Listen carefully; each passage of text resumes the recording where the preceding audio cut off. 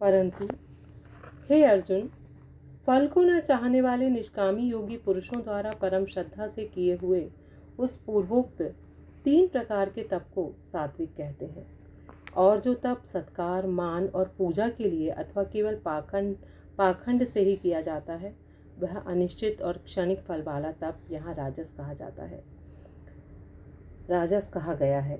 जो तप मूर्खतापूर्वक हठ से मन, वाणी और शरीर की पीड़ा के सहित अथवा दूसरे का अनिष्ट करने के लिए किया जाता है, वह तप तामस कहा गया है।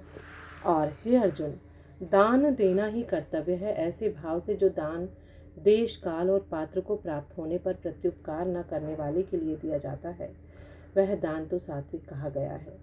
और जो दान क्लेश पूर्वक तथा प्रत्युपकार के प्रयोजन से अर्थात बदले में अपना सांसारिक कार्य सिद्ध करने की आशा से अथवा फल को उद्देश्य रखकर फिर दिया जाता है, वह दान राजस कहा गया है। और जो दान बिना सत्कार किए अथवा तिरस्कार पूर्वक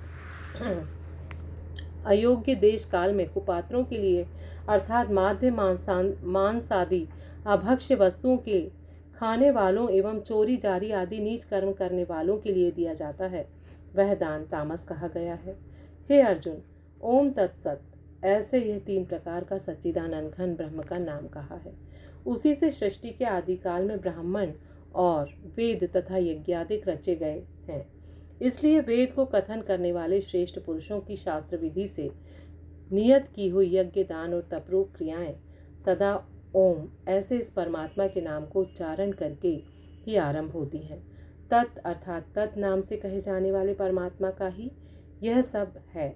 ऐसे इस भाव से फल को ना चाहकर नाना प्रकार की यज्ञ, तपरूप क्रियाएं तथा दान रूप क्रियाएं कल्याण की